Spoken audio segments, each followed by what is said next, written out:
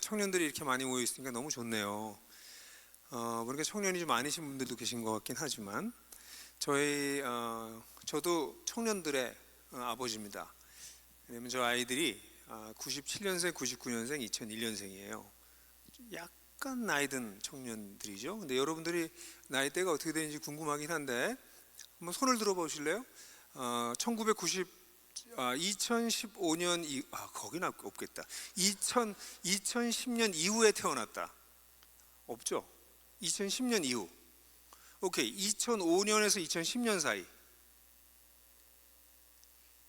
2005년에서 2010년. 많지 않네요. 한 명. 예. 영기스트. 그다음에 2000년에서 2005년 사이. 2000년에서 2005년 사이. 예. 네, 제 막내 어간이네요. 1995년에서 2000년 사이. 그거 굉장히 많네요. 예. 95년 이전에 노땅. 1990년에서 95년까지. 1990년 이전. 예, 굉장히 광범위하게 널려 있네. 예, 그렇군요. 예, 좋습니다. 여러분들하고 같이 말씀 나누기 위해서 너무 좋고요. 사실은 이 청년부 예배까지 부탁을 최 목사님이 하시기가 좀 힘드셨어요. 어제부터 계속해서 지금 세 번째 제가 설교하기 때문에 오늘 이제 근데 약간 청년부도 좀 해주시면 안 돼요? 그래서 아니 그거 내가 해야지. 제가 다소 자청해서 여러분들하고 말씀 나누게 됐습니다. 왜냐하면 제 자신의 인생도 청년 때 제 인생이 정말 바뀌었거든요. 그리고 제 아이들도 청년 때 인생이 바뀌어가는 것을 옆에서 같이 걸어가면서 돕고 있기 때문에 전 청년 때가 얼마나 중요한지를 너무나 잘 알아요. 저는 대학 다닐 때 저는 FCS라고 하는 모임을 만들었어요. Fellowship of Christian Sociologists. 이제 사회학과 나왔는데 사회학과 학생들이랑 같이 크리스천 모임을 만들어서 활동하다가 대학 졸업하고 나니까 인터버시티라고 아시죠? 거기에서 저보고 간사하라고 그래서 저는 인터버시티 해본 적이 없어요. 대학 다닐 때. 근데 인터버시티 스텝으로 또 5년 동안 학생들을 돕기도 했고 그랬기 때문에 제가 청년들에 대해서는 뭐 사역적인 면에서도 관심이 많을 뿐 아니라 제 자신이 그 청년회 때 이렇게 포밍 됐기 때문에 여러분들 이렇게 보면서 너무너무 소중하게 느껴지고요. 또 제 아이들이 여러분들의 나이대를 같이 이렇게 지나가면서 지금 굉장히 중요한 인생의 때를 지나가는 걸 제가 이렇게 옆에서 같이 보고 같이 걸어가고 있거든요. 그래서 이런 생각이 들어요. 대학에 오기 전까지 이 비유가 그렇게 아주 썩 좋지는 않지만 이거보다 더 좋은 비유를 제가 생각해내지 못해서 얘기를 하면 대학 오기 전까지의 인생은 사실은 내가 사는 인생은 아니에요. 부모 밑에서 사는 인생이거든요. 물론 대학 다니는 동안도 물론 미국이나 캐나다 같은 경우에는 자기가 학비를 자기가 벌어서 다니기도 하고 론을 해서 하기도 하니까 상당히 어른이 된 거의 준 어른이라고 말할 수 있죠. 어른이 비슷한 상태고 그다음에 대학 졸업하고 나면 정말 자기 인생 자기가 살잖아요. 그렇게 보게 되면 그 20대 전에 여러분들의 인생은 약간 미안해요. 이런 비유를 들어서 약간 시멘트 가루하고 모래하고 이렇게 섞여져 있는 상태예요. 지금 뭐가 될지 몰라. 근데 이 대학 기간이라고 하는 약 20세부터 30세 정도까지는 여기다 물을 섞는 과정이에요. 그러니까 시멘트가 이제 반죽이 돼서 뭔가 만들어지려고 하는 게 20대 중반 정도까지입니다. 그리고 후반서부터 점점 굳어지기 시작해요. 30대가 되면 이제 딱딱해져요. 그럼 그걸 이제 펄리시하면서 그 커팅하고 뭐 펄리시하면서 자기 모양을 만들어가죠. 그러니까 20대에서부터 30대는 저는 어떻게 보냐면 인생이 거의 형성되는 기간이다. 근데 이때 형성이 좀 잘못되면 30대가 넘어서서 다 깨부셔야 돼요. 40대가 되면 너무나 단단하게 굳어서 그때 바꾸긴 진짜 힘들어집니다. 그러니까 지금 여러분들 인생을 막 살기 시작하고 자기 인생을 살기 시작한 지 얼마 안 되시는 거라고도 볼 수 있어요. 왜냐하면 고등학교까지 뭐 자기 인생을 살았다고 말하기 좀 어려워요. 근데 고등학교 졸업하고서부터는 자기 인생 사는 거거든요, 진짜. 그럼 지금 굉장히 중요한 때예요. 여러분들 개인으로 볼 때.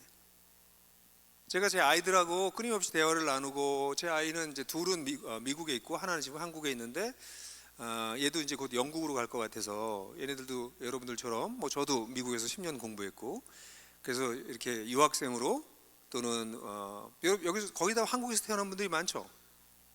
그죠? 캐나다, born in Canada, made in Canada. 메이드인도 있네. 오케이.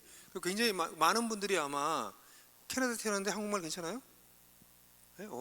좋네요. 그래서 대부분 한국에서 태어났잖아요. 그래서 여러분들 여기 와서 이렇게 살면서 공부하고 굉장히 특권을 많이 가진 거죠, 사실은. 근데 이런 상황 속에서 여러분들이 굉장히 정말 생각만 해도 가슴이 떨리는데 40대, 50대, 60대 되면서 막 여러분들이 막 꽃 필 수도 있고요. 지금 여러분들이 기초를 잘못해 놓으면 40대쯤 돼가지고 이거 인생 아닌 것 같은데 바꾸고 싶어도 바꾸기 너무 어려워. 이미 커리어 결정됐지, 결혼했을지도 모르지, 픽스된 게 너무 많아. 바꾸고 싶어도 못 바꾸기 쉬워요, 실제로. 그러다 50쯤 되면 이제 어쩔 수 없이 바꿉니다. 그러니까 그렇게 되면 너무 힘들어져요. 그래서 물론 그렇다고 해서 40이나 50이 돼서 하나님을 아는 것이 너무 소용이 없다 그런 건 아니에요. 그때 알아도 또 지혜롭게 살 수 있긴 한데 제가 전반적으로 generally speaking 이렇게 보면 20대 때 파운데이션이 형성되는 사람은 이건 장난 아니다. 제가 그랬고요. 제 아이들이 거의 파운데이션이 형성됐어요. 그래서 너무 기뻐요.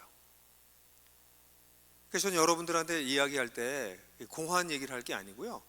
여기 계신 여러분들이 오늘 한 번의 설교지만 이 설교를 통해서 여러분들이 파운데이션을 어떻게 형성할 거냐, 어딜 기반으로 살 거냐 하는 얘기를 정돈하실 수 있다면 저로서는 영광이에요.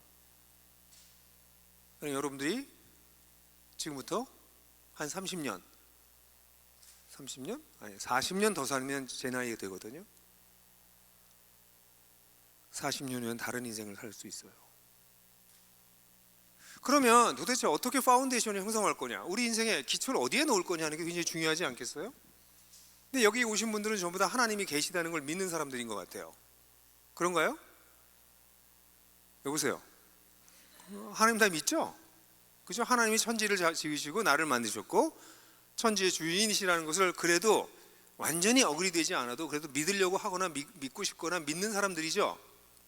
그렇다면 우리 인생의 기초는 전 우주를 만드시고 우리 인생을 만드시고 나를 만드신 하나님에게 기초를 놓을 때 가장 안전할 것 같아요. 그렇잖아요. 로지컬리 그렇잖아요. 하나님이 정말 계시고 하나님이 정말 나를 만드셨으면, 그리고 이 우주를 하나님께서 주관하고 계시다면 그 하나님 위에 내 기초를 놓으면 내 기초가 솔리드해지겠지. 그죠? 이게 아닌데 놓으면 이건 솔리드하지 않거나 딴 데 놔도 괜찮으면 하나님이 없는 거죠. 하나님 아닌 딴 거에다가 내가 기초를 놓고 살아도 내 인생이 솔리드하게, 아주 헬시하게, 미닝풀하게, 조이풀하게 잘 살 수 있다. 그럼 굳이 뭐하러 하나님을 믿어요? 그잖아요. 근데 하나님이 아니면 이런 걸 놓을 수 없다라고 하는 전제를 여러분들이 가지고 있어서 여기 와 계신 것 같아. 거기 아직 확신이 없는 사람도 여기 굉장히 많을 거예요. 오늘 저는 여러분들한테 성경에서 하나님이 어떤 분이시고 지금 하나님 무슨 일을 하고 계시는지를 예수님을 통해서 얘기하려고 그래요. 왜냐하면 하나님은 눈에 보이지 않는 분이고 beyond our comprehension, 우리가 이해할 수 있는 분이 아니세요. 우리가 이해하면 if we can apprehend Him, God is not God anymore. 우리가 이해하면 하나님은 더 이상 우리 하나님이 아니에요. 그래서 하나님은 원래 beyond our comprehension이야. 그런데 하나님이 그게 너무 안타까우니까 우리가 하나님을 이해할 수 있기 위해서 하나님께 어떻게 하셨어요? 인간이 되셨어요. 이게 기독교의 엄청난 이야기예요. 예수라고 하는 분은 하나님을 우리에게 보여주신 분이에요. 그래서 우리가 예수님을 통해서 하나님이 어떤 분인지를 좀 알게 되는 거예요. 그러니까 이 예수님이 사실은 기독교의 핵심입니다. 그래서 아주 제가 존경하는 기독교 지도자 중에 한 사람이 존 스타트라고 하는 분이 계신데 What is Christianity? 그렇게 물어봤어요. 어떤 사람이 기독교가 뭐예요? 그랬더니 It is Christ. 그건 그리스도입니다. 그냥 그렇게 얘기했어요. 예수가 그리스도라고 하는 것이 기독교의 전부입니다. 이렇게 얘기한 거거든요.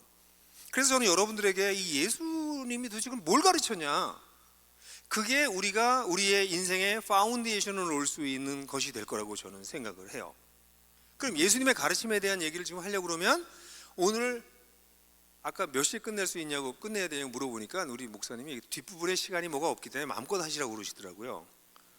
He's very risky. He's a very risky person. 거기 끝이 없으면 저 오늘 12시까지 가요. 그래서 그래도 끝날 때를 알려줘야죠. 그래서 제가 대충 5시 반이면 끝난대요. 그럼 뭐 한 8시 전에 끝내면 되겠네. 대충 그렇게 생각했어요. 왜냐하면 예수님에 대해서 여러분들한테 얘기하라고 그러면 전 너무 신나거든. 난 평생 예수님을 공부했거든. 난 평생 예수님을 따라왔거든. 난 평생 예수님을 사랑했거든. 그러니까 예수님에 대해서 얘기하라고 하면 좀 지금 12시까지 얘기해도 시간이 모자라요. 그렇지만 여러분들의 인내력을 내가 알기 때문에 그렇게 오래 갈 수 없다는 것도 또 알고 있어. 그래서 짧은 시간에 예수님의 가르침을 아주 짧지만 succinctly 여러분들에게 전할 수 있는 방법이 뭘까 고민하지 않을 수밖에 없죠. 근데 너무나도 감사하게 마가복음을 보면 예수님께서 예수님의 사상을 요약한 구절이 나오는데 그것이 마가복음 1장 15절이에요. 예수님께서 설교를 하시라 이렇게 나오셔서 가라사대 때가 찼다 하나님 나라가 가까이 왔다 회개하라고 복음을 믿어라 하시더라 하고 끝나요. shortest sermon. 세상에서 이렇게 짧은 서머니 어디 있어?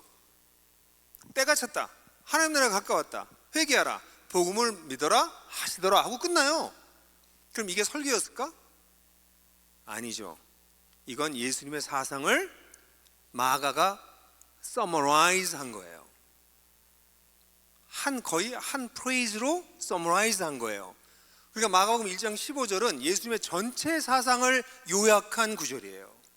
그게 신학적으로 어떠한지에 대해서 제가 더 깊이 얘기하지는 않겠어요. 그럼 이 구절만 제대로 이해해도 예수님의 사상을 우리가 grasp 할 수 있어요. 그래서 여러분들이 지금 읽고 있는 읽으시는 분들도 계시다고 하는데 마가복음 1장 15절 제가 강해한 청년아 때가 찼다라고 하는 책은 때가 찼다 하나님 나라가 가까이 왔다 회개하고 복음을 믿어라 이걸 6개로 쪼개서 설교한 거예요. 지금부터 한 20년 전에 조이라고 하는 청년 선교 단체에서 여름 수련회 때 제가 6번 설교했어요. 그걸 책으로 낸 거가 그거거든요. 그러니까 여러분들이 오늘 제가 설교하는 얘기는 그 내용을 다시 또 요약한 거예요. 중요한 것들만. 그러니까 여러분들이 이걸 더 알고 싶으시면 청년의 때가 찼다를 가지고 공부를 하시면 더 자세하게 예수님의 사상을 알게 될 거예요. 근데 오늘은 여러분들한테 이걸 가능하면 1시간 내에 요약해서 알려드릴까 해요. 그러면 예수님이 처음에 얘기하실 때 때가 찼다 이렇게 시작하거든요. 때가 찼다. 이 때라고 하는 건 시간. The time has come, time has fulfilled. 뭐 이렇게 표현돼요. time 시간이 때가 찼다. 근데 그 time이라고 하는 단어가 성경에는 2가지 단어가 있는 건 대충 들어본 분이 계실 거예요. 시간이 흘러가는 시간을 헬라어로는 크로노스라고 그래요. 그리고 크로놀로지 아시죠? 연대표. 그리고 우리 성경에도 크로니컬 역대기. 이건 시간의 흐름, 아주 순차적인 자연적인 흐름을 크로노스라고 불러요. 근데 이런 구름과 다르게 성경엔 또 하나의 시간을 얘기하는 게 있는데 그것은 카이로스예요. 카이로스는 appointed time을 얘기해요. meaningful season을 얘기해요. 너 결혼할 때가 됐구나. 이건 카이로스가 크로노스일까? 그런 표현을 싫어해요? 결혼할 때가 됐구나. 이거 좋지 않군요. 예. 그거 아주 좋지 않은 표현이에요.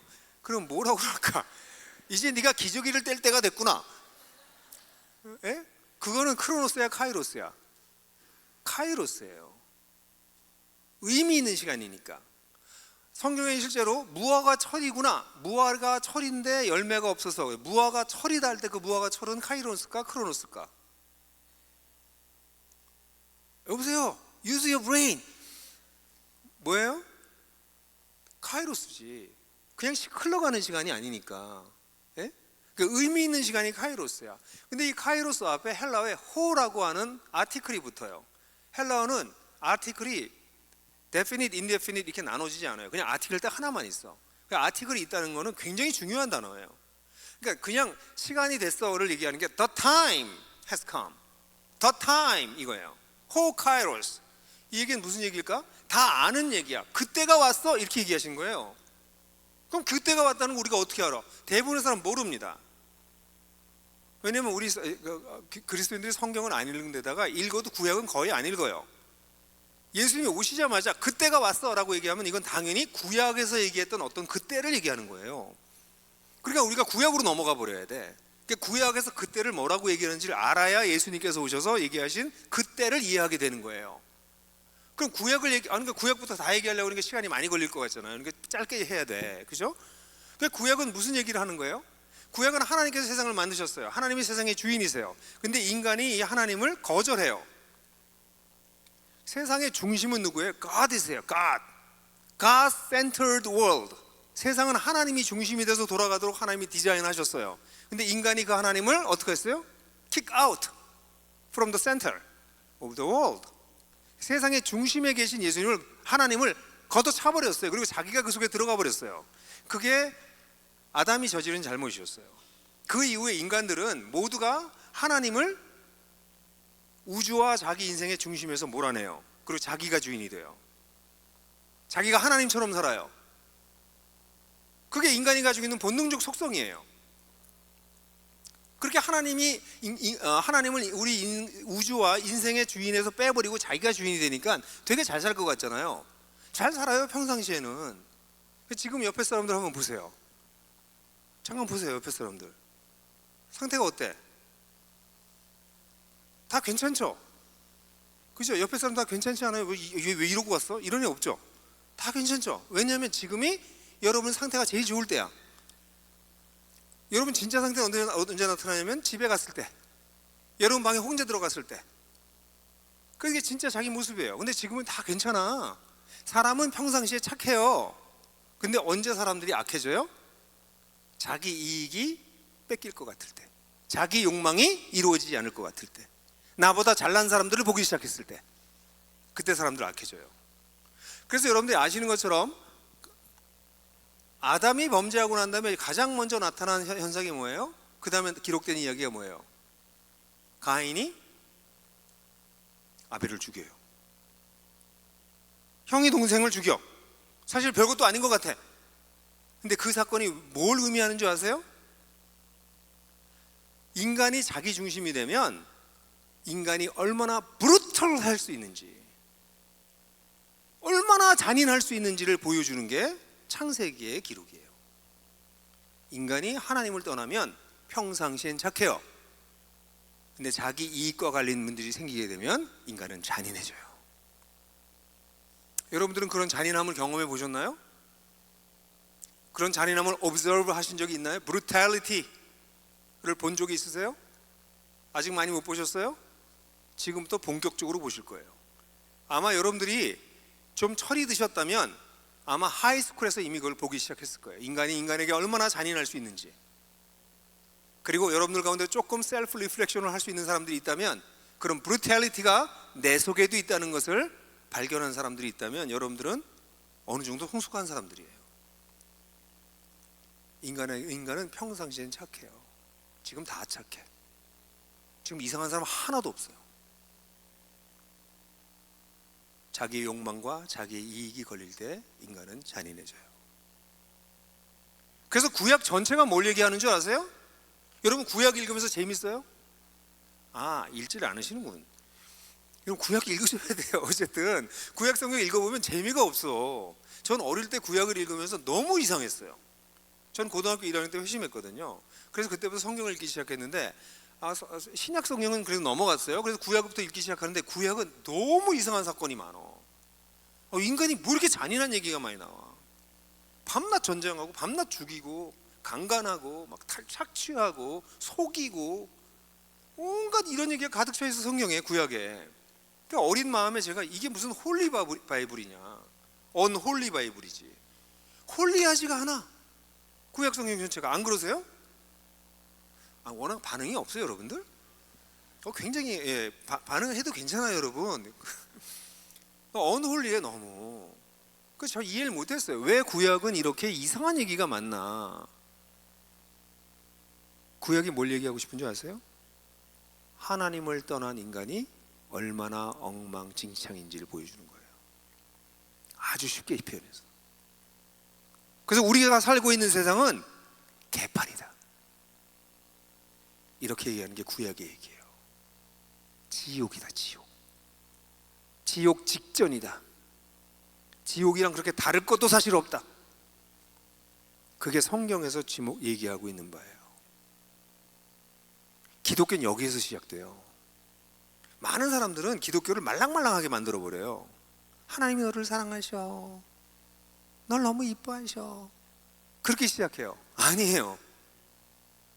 하나님이 너를 사랑하셔 얘기하기 전에 뭘 얘기해야 되냐면, 하나님이 세상을 창조하셨어. 근데 두 번째, 하나님을 떠난 세상은 개판이야. 지옥이랑 비슷해. 그래서 이 세상에서 어떤 일이 벌어지냐면, 착하게 살면 사람들이 박수 칠까요? 싫어해요. 옳은 길을 걸으면 사람들이 잘난 척하지 마, 왜 너 혼자 튀어. 정의를 위해서 살려고 그러면 핍박해요.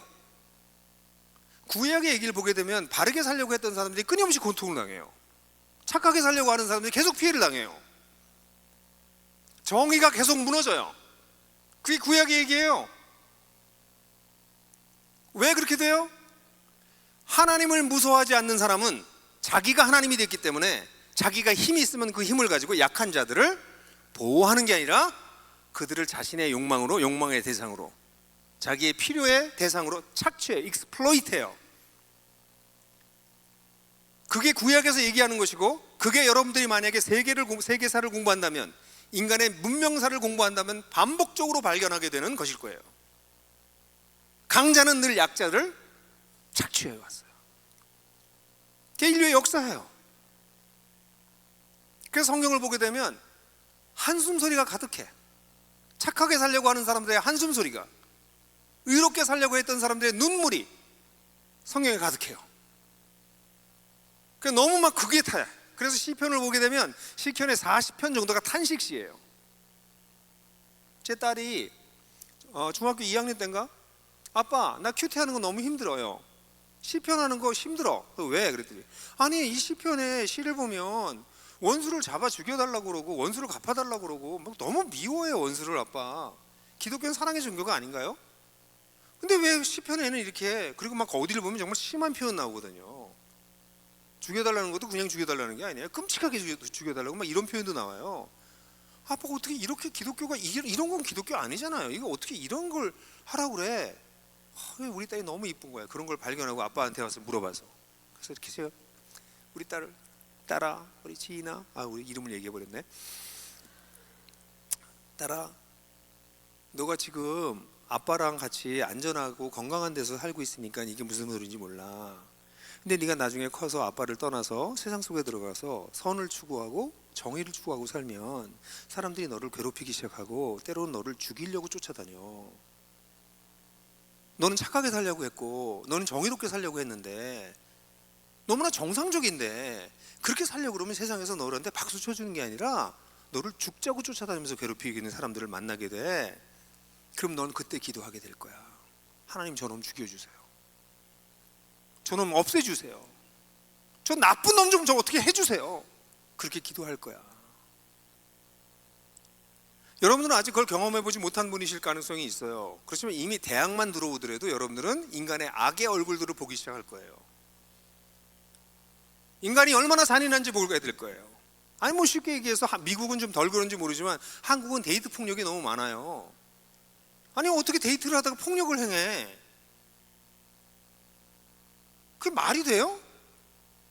말이 안 되는 일이 번연하게 일어나요. 그게 사람을 죽이는 데까지 나타나는데, 죽이는 거 말고도 수많은 폭력이 있어요. 남자와 여자가 사귀는 게 얼마나 아름다운 일입니까? 근데 왜 매니플레이션을 하냐고, 왜 상대를 매니플레이션 하냐고, 왜 상대를 치팅하냐고. 아니 아직도 젊은 사람들이 아직도, 아니 20살밖에 안 됐잖아, 20살 좀 넘었잖아, 그럼 순수해야 되잖아. 아니 30, 40대 가지고 때가 덕지덕지 묻은 인간이면 모르겠는데, 아니 인생을 살아야 몇 년 살아보지도 않은 사람이 왜 사랑한다고 하면서 사람을 익스플로이트하고 매니플레이트하고 사람을 괴롭히냐고, 서프레스하고. 이상하지 않아요? 그게 하나님을 두려워하지 않는 인간들이 보이는 모습이에요. 그래서 구약 성경을 보면 어떤 일이 생기냐면 이런 일이 가득 차 있습니다. 그래서 하나님이 인간이 하나님을 떠나면 이렇게 된다는 걸 알고 계셨어요. 그러니까 떠나지 말아라 나를. 그리고 이 떠난 인간들을 보시면서 하나님은 어떻게 하세요? 이걸 회복하길 간절히 원하세요. 그래서 하나님이 구약의 하나님은 자기를 누구라고 그래요? 하나님이 강자의 하나님이 아니라 약자의 하나님이라고 그래요. 뭐라고 그러죠? 나는 고아와 과부와 나그네의 하나님이다, 이렇게 얘기해요. 고아는 누구예요? 고대 사회에서 남편이 없으면 보호받을 수 없는 여성이에요. 고아는요, 이건 더해요. 여러분, 우리나 지금 이 언더 디벨롭티드 컨트리에 가면 지금도 아이들이 슬레이브처럼 일해요. 아이들은 자기를 보호할 수 없어요. 고아는 어떤 애예요? 과부보다도 자기를 보호할 수 없는 사람이에요. 나그네는 누구예요? 여기 오는 외국인 노동자 같은 사람이야. 국가가 지켜주지 않는 사람들이에요. 그 세상에서 가장 보호받지 못하는 종류의 사람이 세 가지가 있는데, 고대 사회에서 과부와 고아와 외국인 노동자, 나그네들이에요. 하나님이 누구의 하나님이라고? 이 사람들의 하나님이라고. 그게 성경이에요.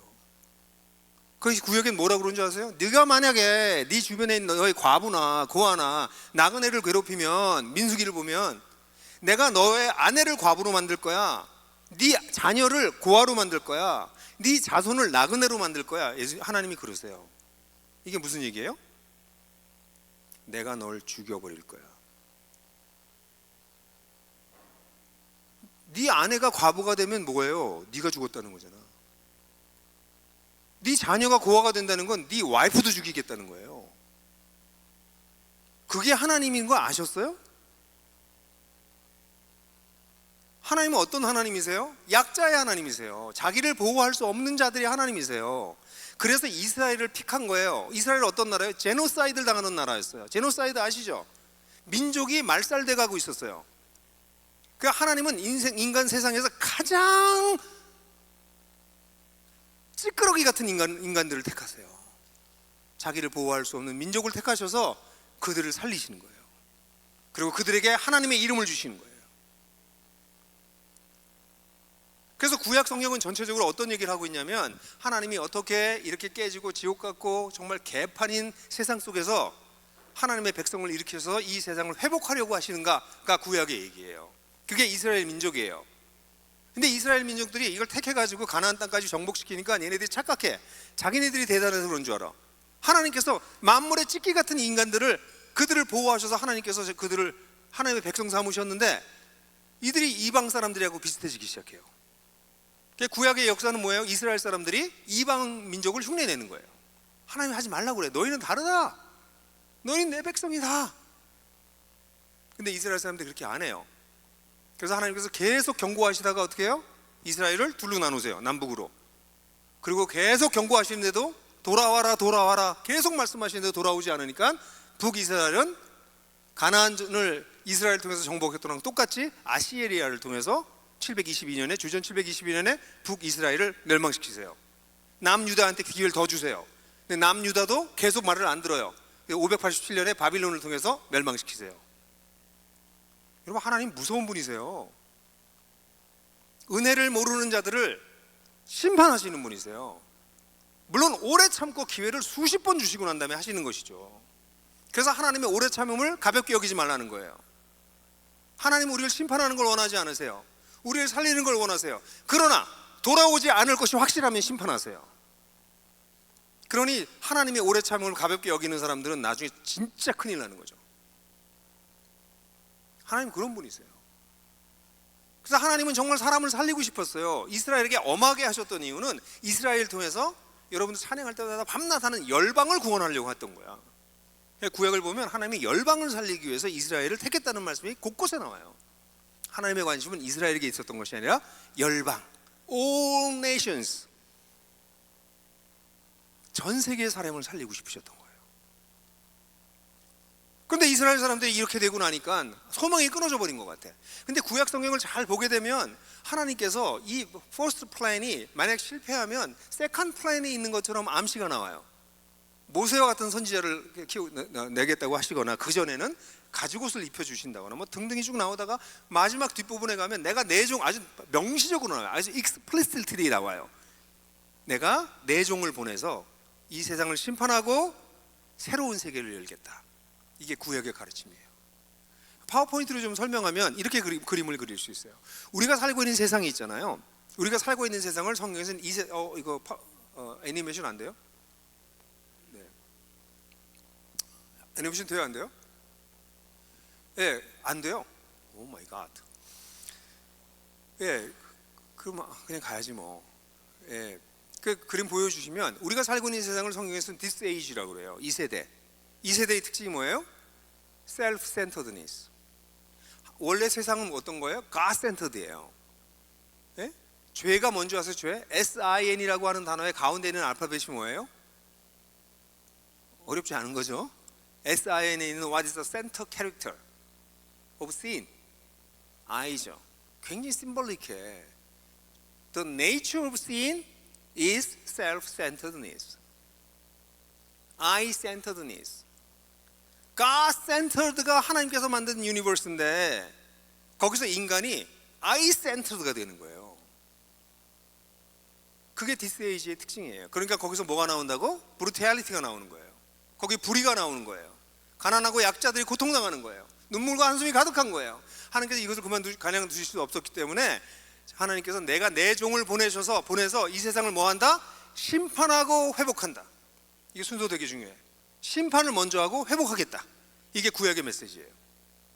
근데 그 심판하고 회복하는 날이 주의 날이에요. The day of the Lord, the day of Jehovah, 야훼. 뭐 어떻게 해도 괜찮아요. 그래서 우리 영어 성경에서는 야훼라고 하지 않고 그냥 Lord 대문자로 하죠.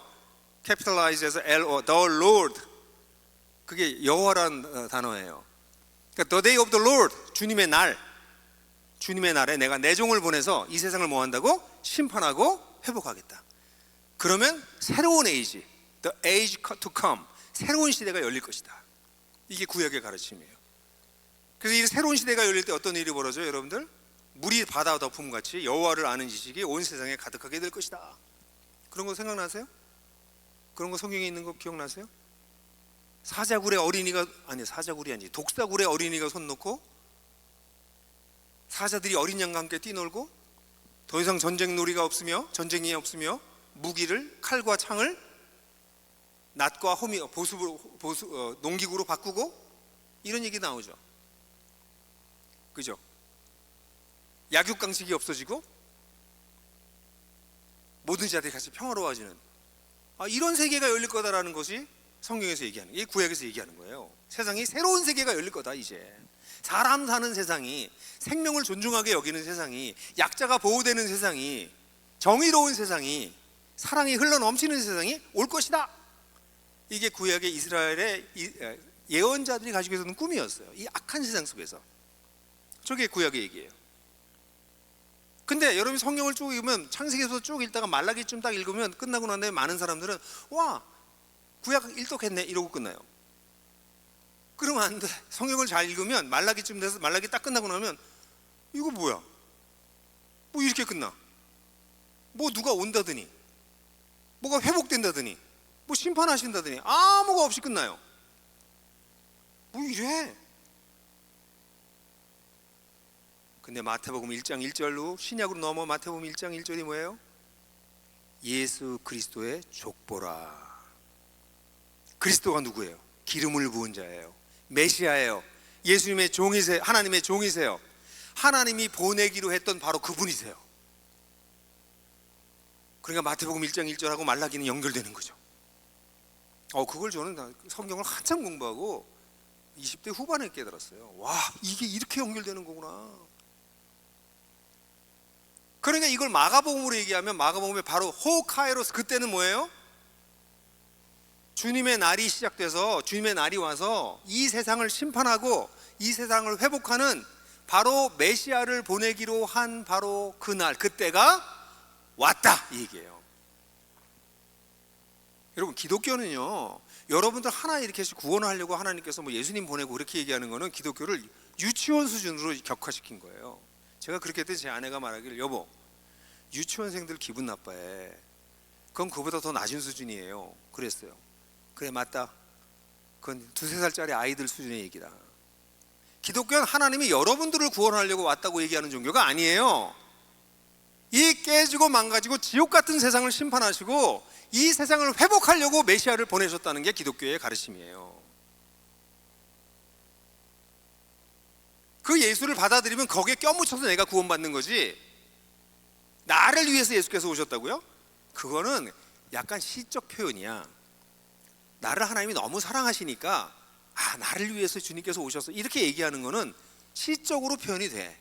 근데 사실적으로는 그건 너무 오만방자한 표현이에요. 하나님은 당신들을 위해서 오신 게 아니고요, 당신들을 포함한 이 깨지고 망가진 세상 전체를 회복하기 위해서 이 땅에 오셨어요. 그분이 예수님입니다. 그러니까 그리스도라고 하는 단어가 크리스토스라고 하는 단어인데 이거는 헬라어예요. 이거의 히브리어나 아람어는 메사이아예요. 메시아. 똑같은 단어예요. 메시아나 그리스도나 크리스토스나 다 똑같은 단어예요. 하나는 헬라어, 하나는 크라이스트는 영어, 그리스도는 한국말, 메시아는 히브리어. 다 같은 말이에요. 그래서 저는 예수 그리스도라고 할 때 예수 메시아라고 읽는 걸 더 좋아해요. 왜냐면 그리스도 그러면 사람들이 하도 많이 입에 붙어가지고 나를 구원하시는 분 정도로 그냥 격하시켜요. 근데 이게 옛날에 우리 한국말 성경을 보면 예수 그리스도를 구세주라고 표현해요. 구세주. 세자가 뭐예요? 한자로 세상 세자. 세상을 구하는 분. 그러니까 뭐 한자 번역이 더 맞는 번역이죠. 그 예수님이 오신 거예요. 그러니까 예수님이 이때가 찼다라고 하는 거는 인류에게 반가운 소식이야. 모든 압제당하고 모든 고통당하고 약자로서 피해를 받는 모든 사람들, 그들에게 그것 자체가 너무 기쁜 소식이에요. 이제는 더 이상의 뭐가 없는 새로운 세계가 열릴 수 있는 가능성이 열리는 거야. 제가 오늘 아침에도 제가 지금 책을 내는 게 있어서 원고를 계속 수정하고 있는데, 수정하는 원고 중에 마지막 원고에 또 이 챕터 다시 조금 더 정리해야 되겠다 했던 건 뭐냐면 여성에 대한 문제였어요. 여성. 그 여성에 대해서 제가 여성과 남성에 대해서 챕터를 원래 하나로 썼는데 이건 워낙 중요한 주제여가지고 챕터를 2개로 확장시켰는데, 근데 고대 여성들이 어땠는지 아세요? 뭐 뭐를 들어야 될지 모르겠는데 그냥 이것만 얘기할게요. 너무 많은 예가 있는데 그냥 아주 끔찍한 얘기 하나만 해드릴게요. 성비가, 로마 시대의 성비가 140이었어요. 남초가. 남자랑 여자랑 비슷하게 태어나잖아요. 여자 100명에 남자 140명이었어요. 인구가. 왜 그랬을까? 전쟁 나면 누가 더 많이 죽어요? 남자가 더 많이 죽지. 그러니까 사실 숫자가 남자가 더 적어야 되는 게 정상인데, 왜냐면 그때는 전쟁이 밤낮 일어났거든요. 근데 여자가 남자가 140이야. 왜 그럴까? 한 마을의 인구조사에 의하면 그 집에 딸이 하나 이상인 집이 6집밖에 없어요. 몇백 가구가 있는데 다 딸이 하나거나 없어요. 무슨 일이지? 딸은 하나만 남기고 다 버렸어요. 영아 유기, 노예로 팔아버리거나 아예 죽였어요. 여성이 아이를 가지면, 딸을 낳으면 얘는 노예로 팔아버리거나 둘째 딸부터는 버려요. 그래서 실제로 140대 100이에요. 고대 사회가 어떤 사회였는지 아세요? 그런 상황이 언제까지 지속돼요? 1700년, 1800년까지 지속돼요. 지금 오늘 제가 아까 이렇게 걸어 들어오면서 보니까 우리 자매들이 너무 많더라고. 그게 너무 좋았어요. 근데 여러분들이 300년 전에 태어났다면, 아니 200년 전에, 아니 100년 전만 태어났다 할지라도 그게 인간이 보여주고 있는, 인간이 그래서 조금 시빌라이즈 돼서 요만큼 온 거예요. 지금 이만큼 됐어도 지금 개판이잖아. 그게 우리가 살고 있는 세상이에요. 이렇게 깨지고 망가진 세상을 회복하기 위해서 예수께서 인간의 역사 속으로 들어오신 거예요. 하나님께서 인간의 역사 속으로 들어오신 거예요. 그래서 기독교는 거기서부터 시작하는 거예요. 때가 찼다. 더 이상 이렇게 망가진 세상을 하나님께서 좌시하지 않겠다. 이 세상을 심판하고 회복하는 일을 내가 들어가서 하겠다. 그래서 내 종을 직접 보낸다. 그래서 예수께서 오신 거예요. 그 예수께서 오셔서 그 다음에 뭘 얘기하시냐면 하나님 나라가 가까이 왔다 이렇게 얘기하세요. 하나님 나라가 뭐예요? 하나님이 다스리는 나라예요. 하나님이 직접 통치하는 나라예요. 하나님 나라를 그냥 하나님이 통치라고 이렇게 설명하는 사람들인데 그건 약해요. 왜냐하면 구약에서도 하나님의 통치가 계속 나타났기 때문에. 근데 예수님이 하나님 나라가 시작됐다라고 할 때 그 하나님 나라는 하나님이 예수님이 직접 다스리는 직접 통치가 시작됐다는 거예요.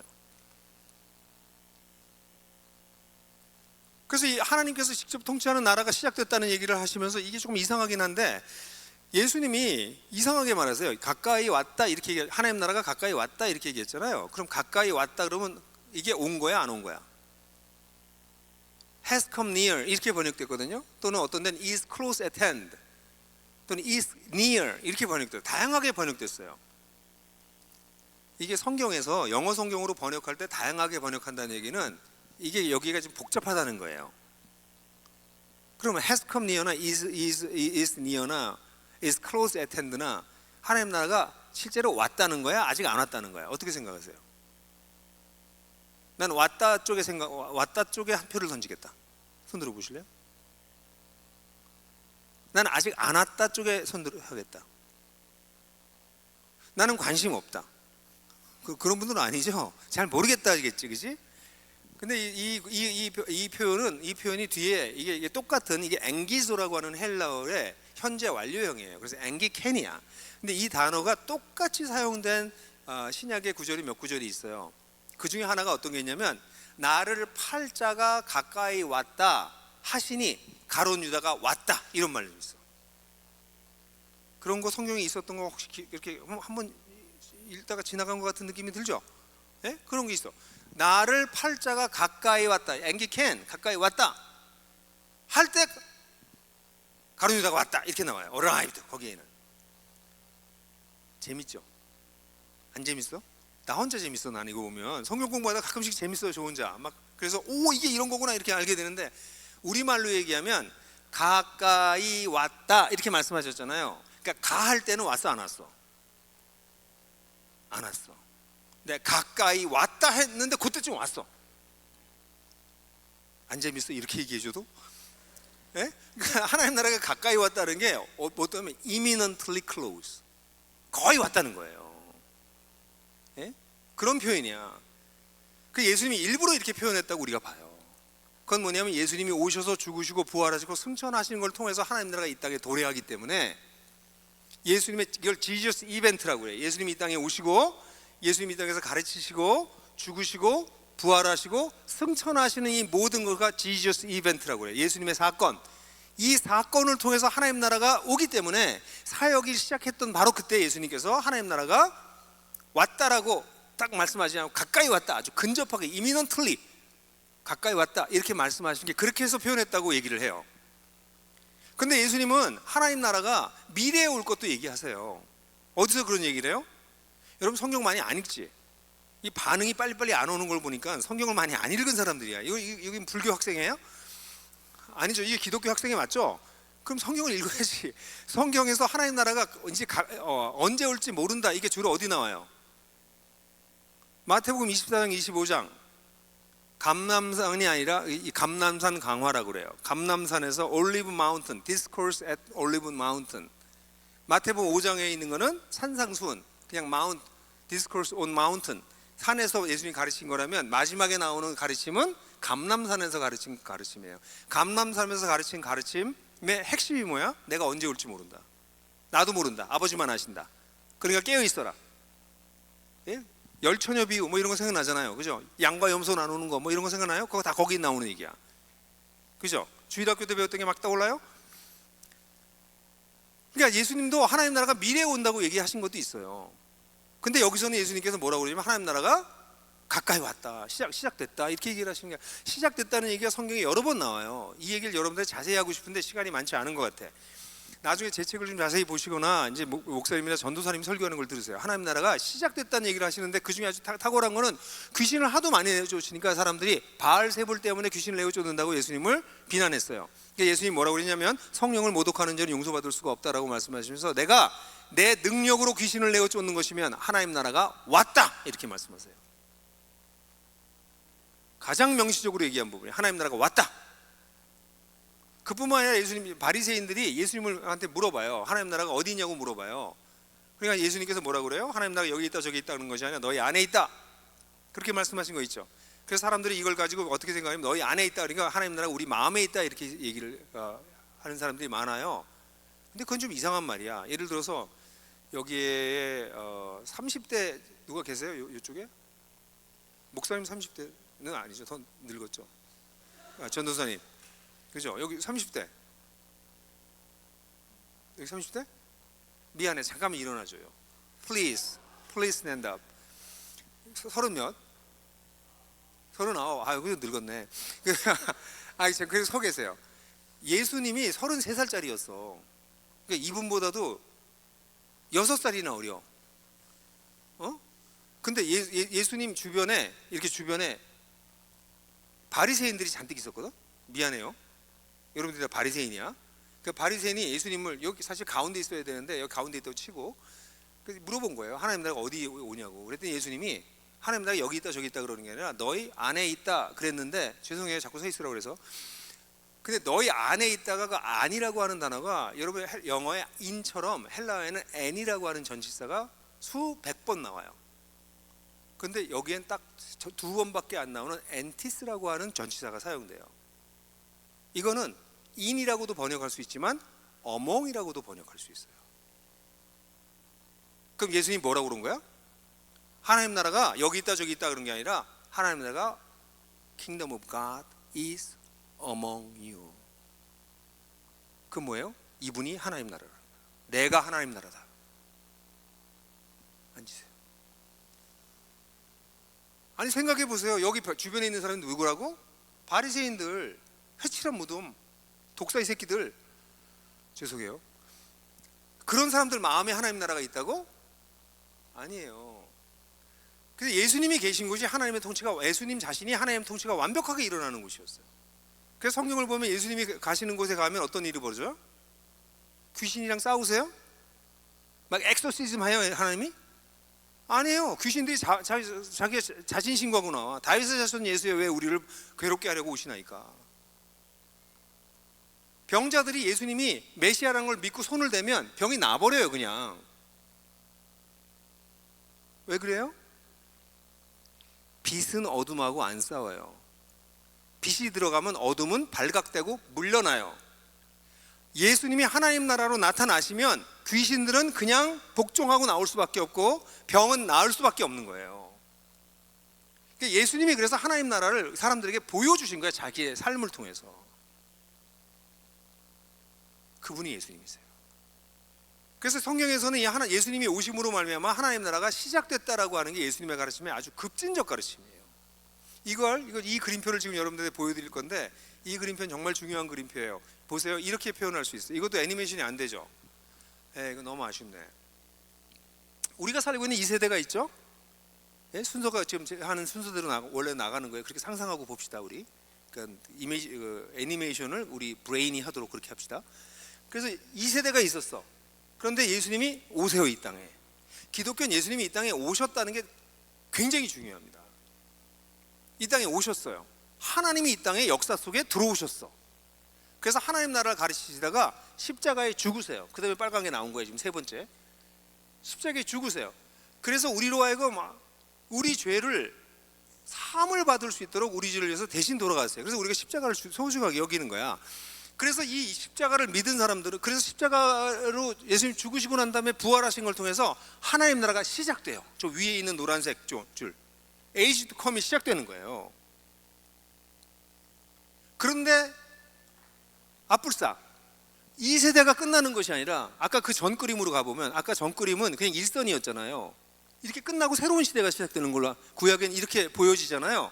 근데 구약도 자세히 보면 다음번 그림을 볼 수 있긴 한데, 이게 아니라 그 다음으로 그림을 가면 새로운 시대랑 이 세대가 어떻게 겹쳐 있어. 지금 겹쳐 있다가 언제 끝나요? 이 세상이 예수님이 다시 오실 때 끝나고 하나님 나라는 영원하게 되는 거예요. 이게 예수님의 가르침이에요. 이걸 에스카톨로지컬, 종말론적 듀얼리스틱 스트럭처라고 그래요. 이중구조. 이게 종말이 이렇게 이 시대가 쫙 가다가 딱 끝나고 새로운 시대가 시작된다고 사람들은 생각했는데, 예수님이 뭘 가르치셨냐면 이 시대가 계속되는데, 이 계속되는 데 가운데 예수님이 오셔서 죽으시고 부활하신 걸 통해서 하나님 나라가 침투해 들어왔다는 거야. 하나님 나라가 시작됐다는 거야. 그래서 시작된 하나님 나라와 이 세상 나라가 같이 간다는 거예요 지금.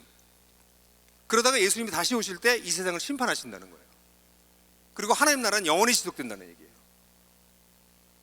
이게 예수님의 가르침이에요.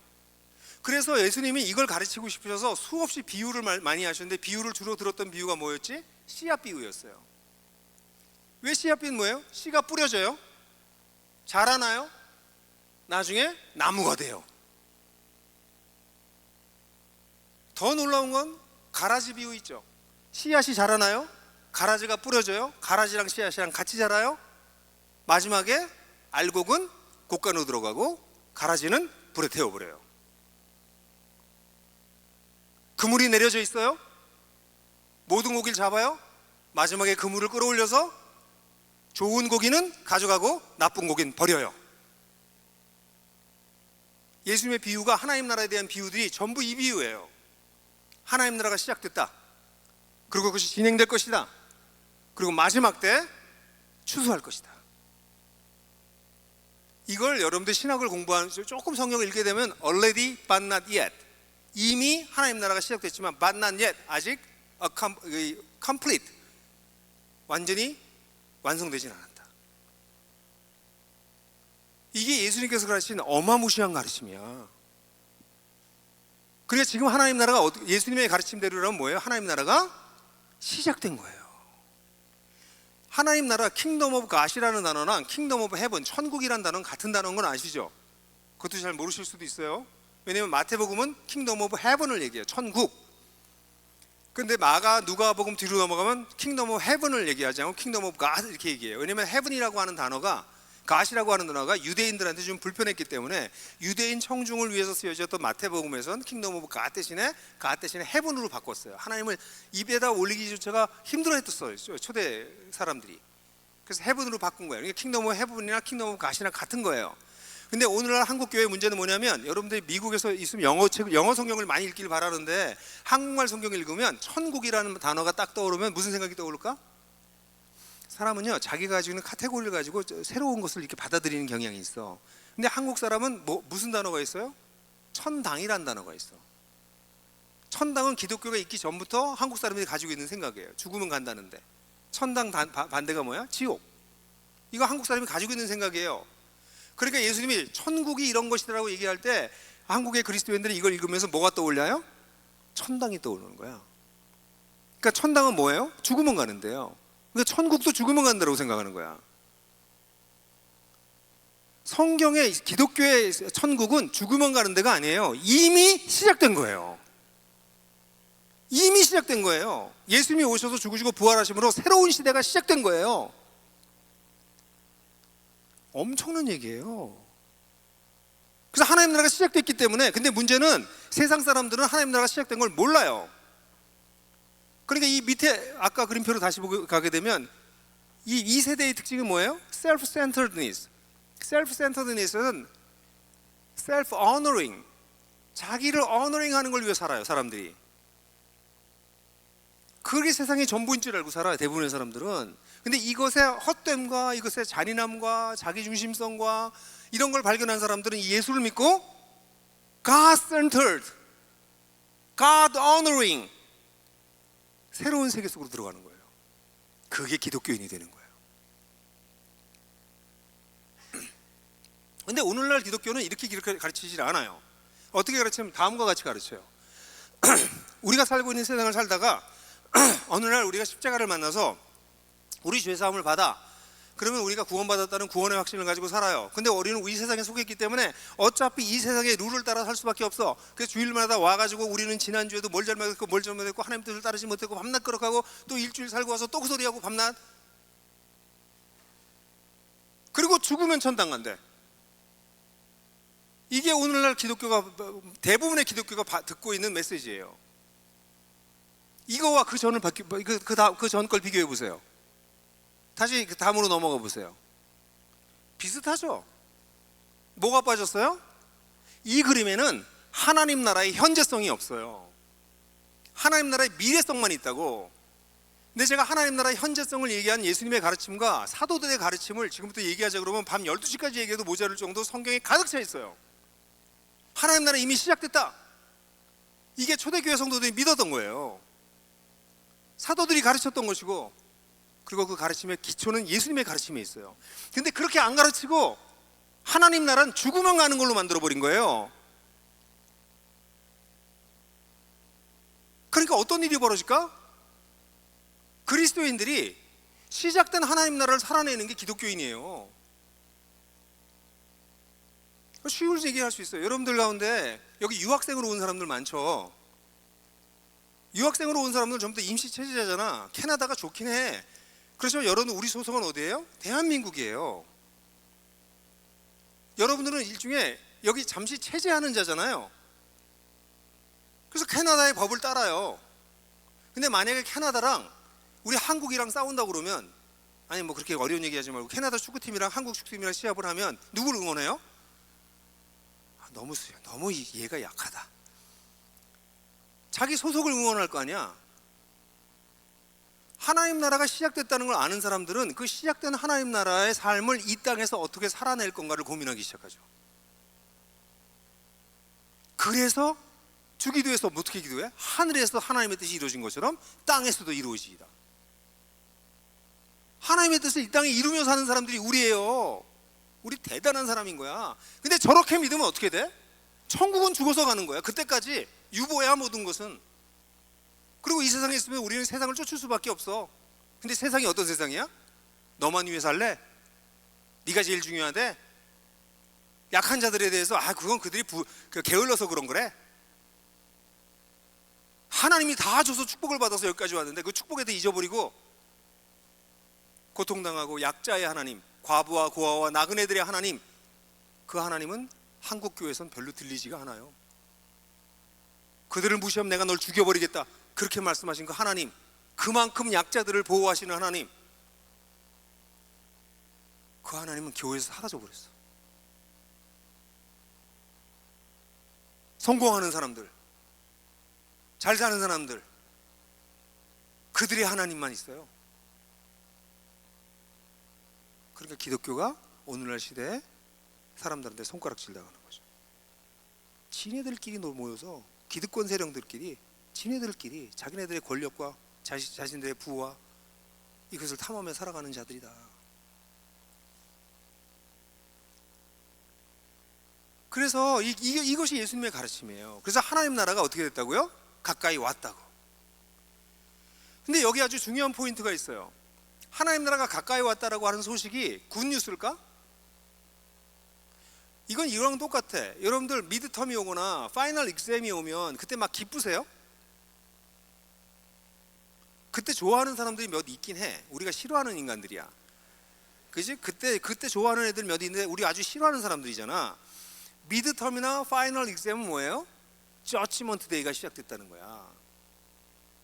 하나님 나라가 가까이 왔다는 거, 아까 하나님 나라가 오면 뭐부터 하세요? 악을 심판하는 것부터 시작하세요. 그리고 회복하세요. 순서가 심판과 회복의 순서예요. 하나님 나라가 가까이 왔다는 걸 알게 되면 이걸 제대로 이해한 사람들은 나도 이 세상에 속해서 심판받을 수밖에 없구나. 나도 이 셀프 센터드니스의 세상 속에서 나 중심적으로 살았구나.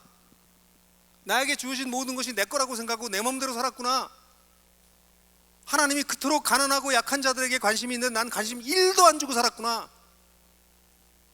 세상의 악함과 이 거대한 악 속에서 어떻게 하면 돈을 더 많이 벌 것만 생각하고 살았구나. 그래서 내가 이 악한 세상을 더 악하게 만드는데 일조하고 있었구나. 이런 거 막 깨닫기 시작하는 거야. 이렇게 살면 하나님에게 심판받는 것은 물론이고 이 엉망인 세상을 더 엉망으로 만들겠구나 내가. 그리고 나는 돈 많이 벌어서 휴가 다니고 차 사고 요트 타고 여기 베이에다가 여름 별장 짓고 그렇게 사는 게 막 부러운 거야.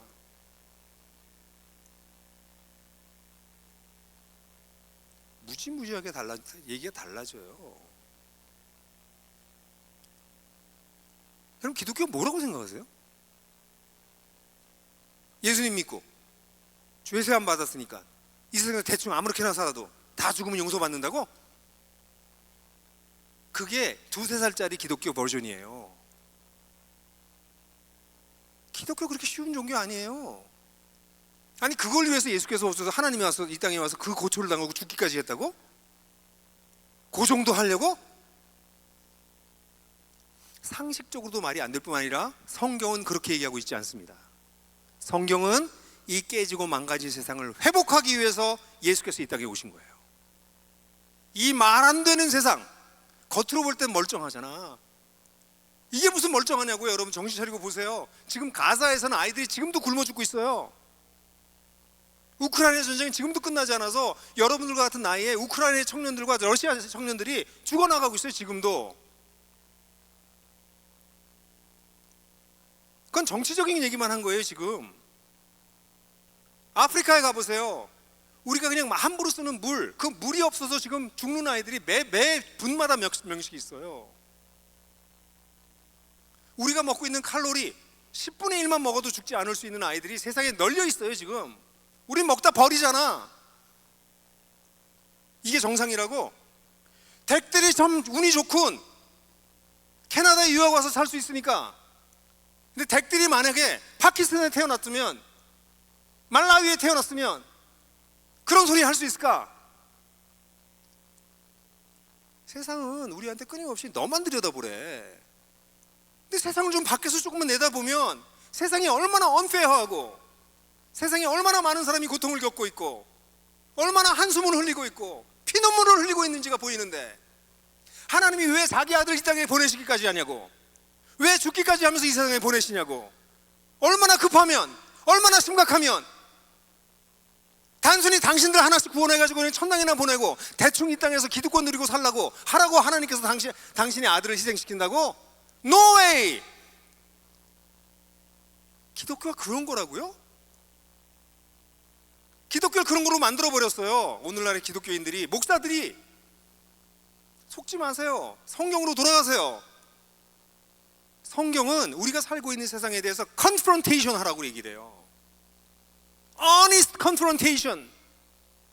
Without honest confrontation and honest self-reflection, there is no Christianity.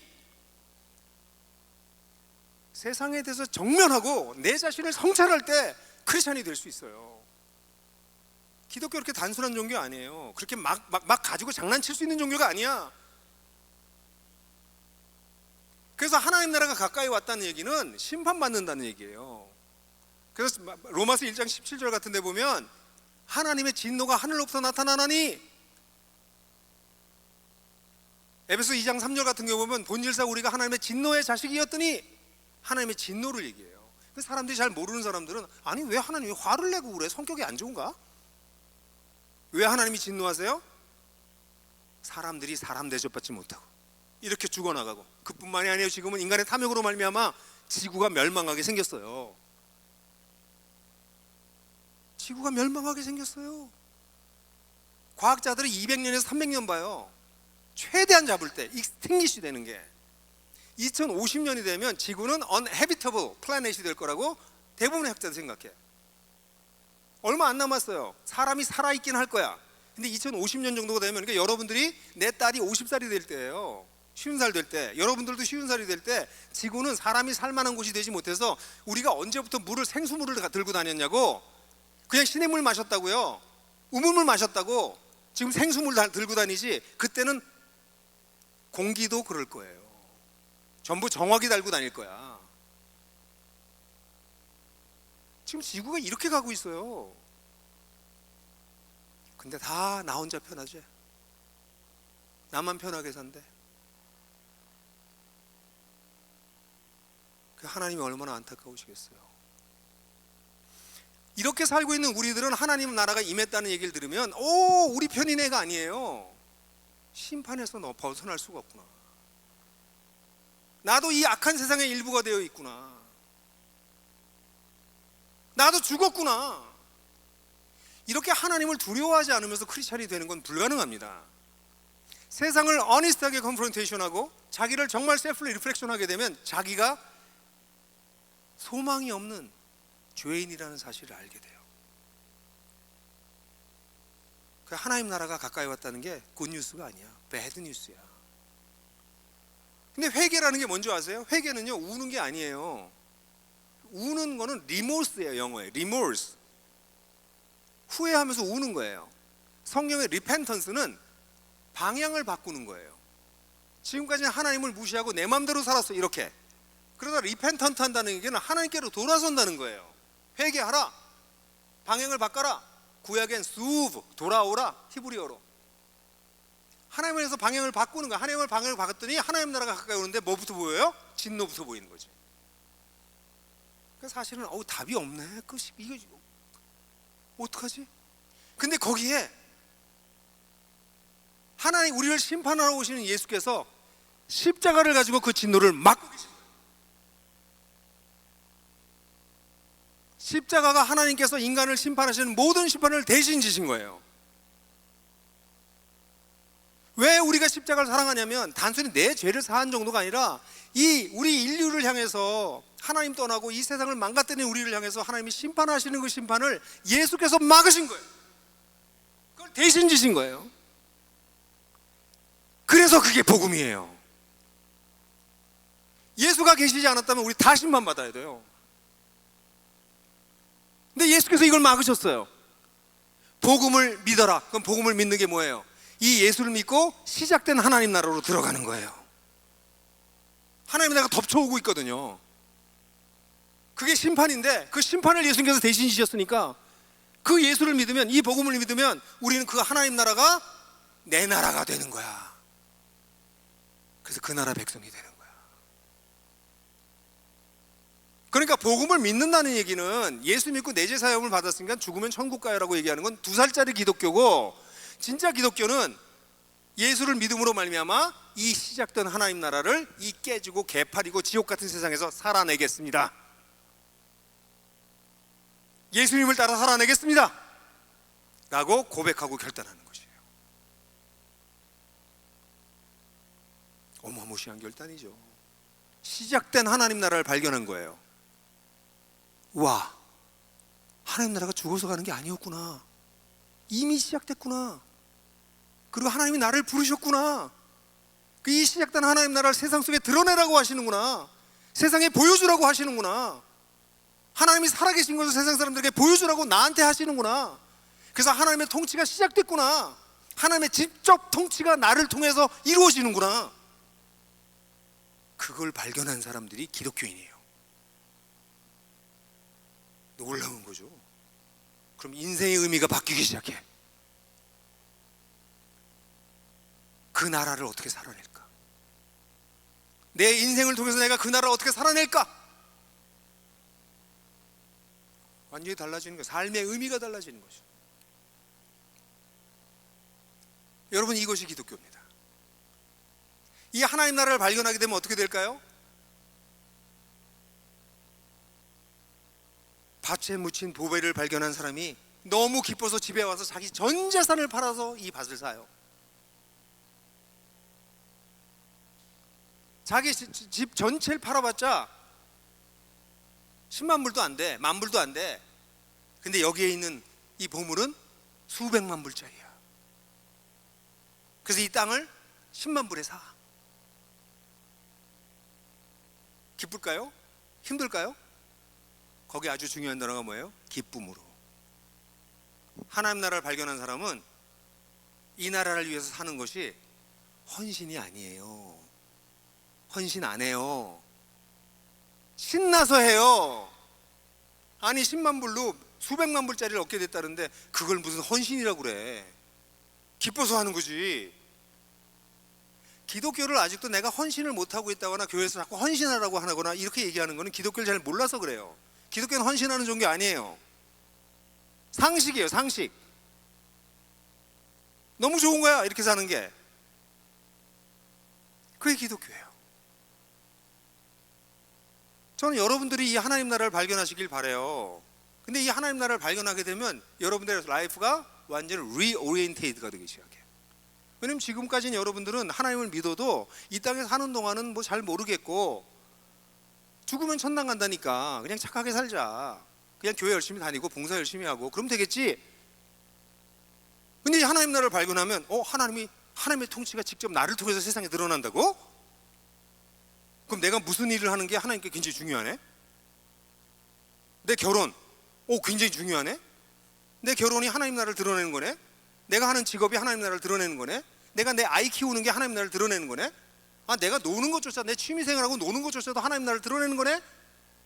와, 내 인생 전부가 하나님 나라를 세상 속에 보여주는 거네. 그래서 너희가 하나님 나라의 대사다 이런 표현이 다 그런 거예요. 그런 맥락에서 나온 거예요. 우리가 대사라는 거야. 그 나라에서 파견받은 대사라는 거예요. 그럼 라이프가 어떻게 되겠어요? 여러분이 커리어를 추구하고 직장을 구하는 거, 자본주의 시스템에 의해서 돈을 얼마나 많이 버나, 얼마나 연봉 주는 데를 찾아가잖아요. 이게 뭐예요? 하이 클래스 슬레이브, 출퇴근이 있는 슬레이브죠. 돈 버는 게 제일 중요하니까 그 사람한텐. 여러분이 하는 일에 의미가 없으면 그런 걸 찾아가면 안 돼요. 그건 자본주의 시스템이야. 기독교 하나님 나라를 발견한 사람은 어떻게 해요? 돈을 많이 주는 데를 찾는 게 아니라 의미를 찾죠. 돈을 많이 버는 데를 가면서도 의미를 찾을 수 있다면 제일 좋아요. 근데 그런 데가 많지가 않아. 또 그렇게 하려면 엄청나게 노력해야 돼요.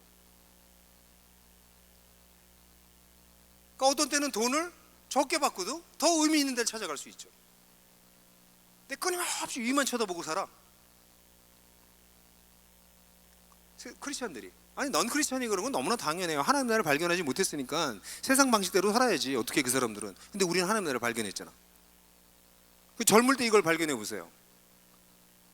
진짜 발견해봐. 어떤 일이 벌어져요? 내 직업이 의미가 있을까? 이게 하나님 나라를 확장시킬까? 아니면 악한 세상을 더 악하게 만드는 데 내 직업이 사용될까? 생각하지 않을까요? 아니, 쉬워요.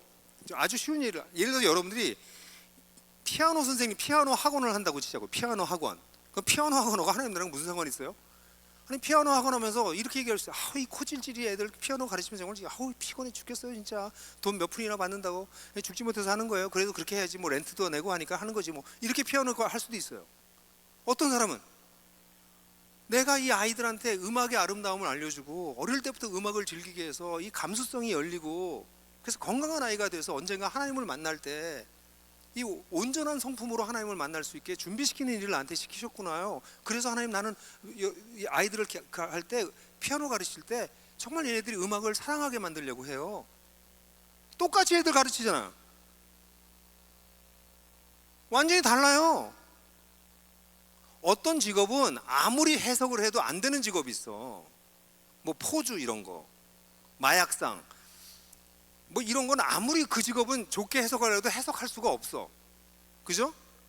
나는 이 세상에 정신적으로 고통을 당하는 사람들에게 일시적이라도 평안을 주기 위해서 난 마약상을 한다. 이게 말이 돼?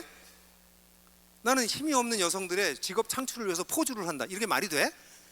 안 되잖아. 그러니까 어떤 직업은 말이 안 돼요. 아무리 봐도.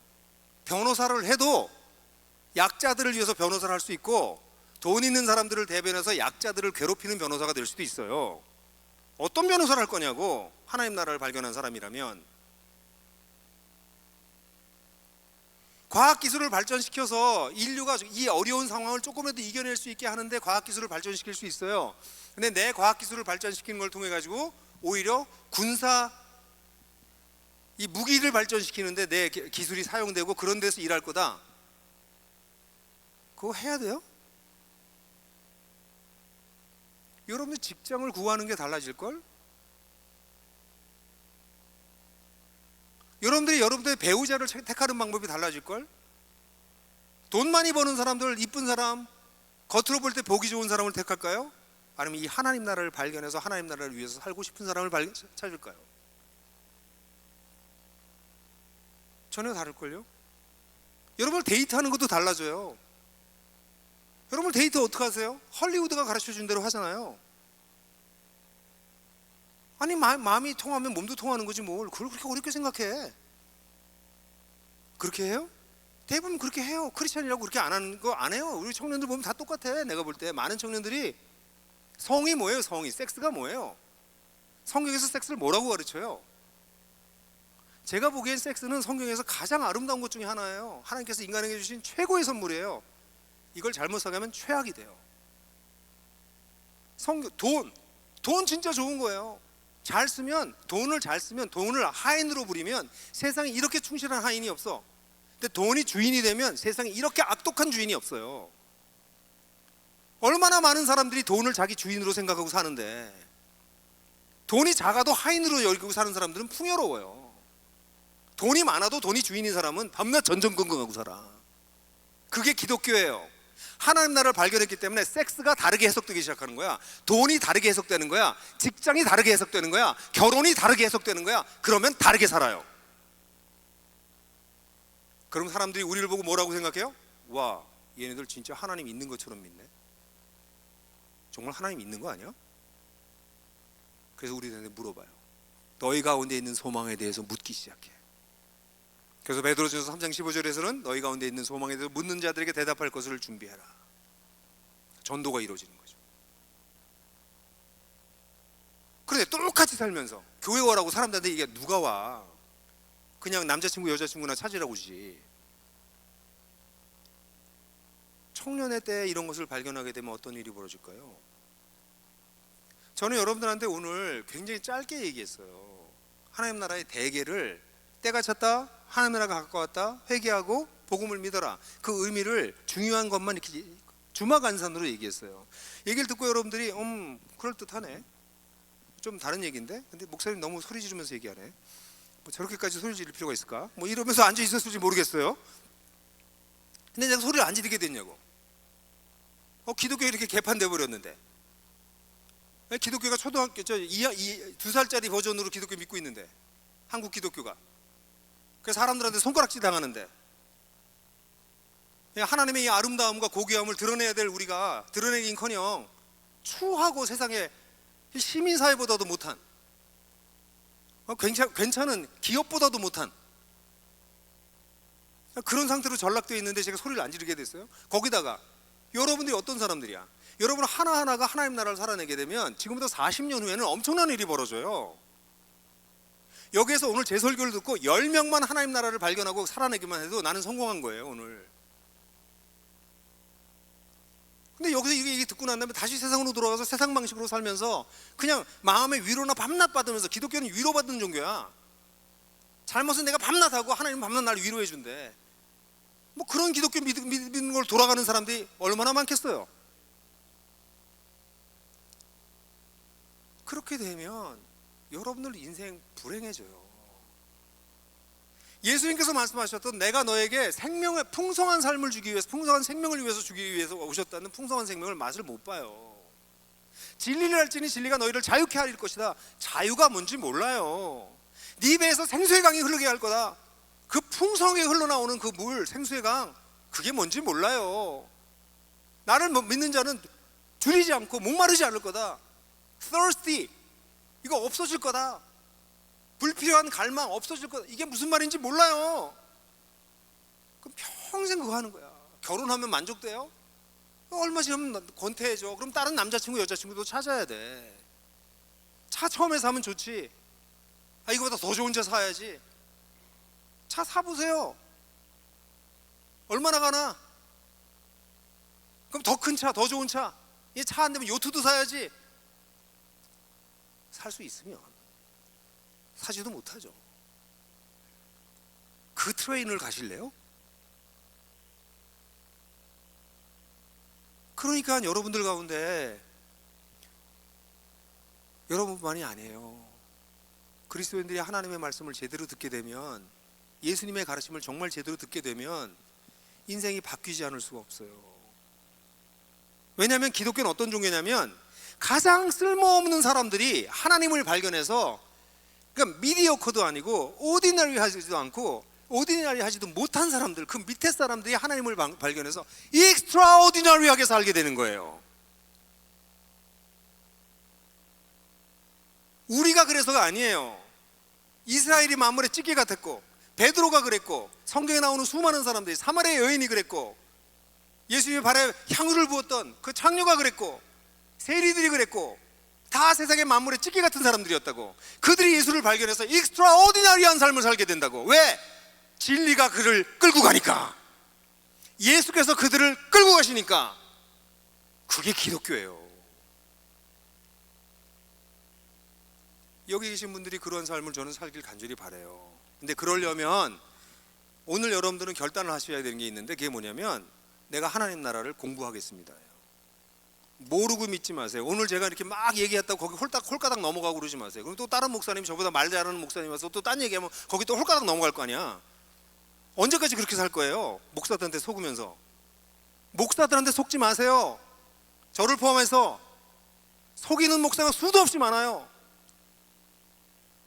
그게 거짓 교사가 나타날 거라고 하는 성경의 가르침이에요. 분별은 누가 해야 돼요? 여러분들이 하셔야 돼요. 뭐를 가지고? 성경을 가지고. 그래서 분별돼서 그것이 진리라면 거기다 여러분 인생 거세요. 그러기 시작하면 진리가 보이기 시작해.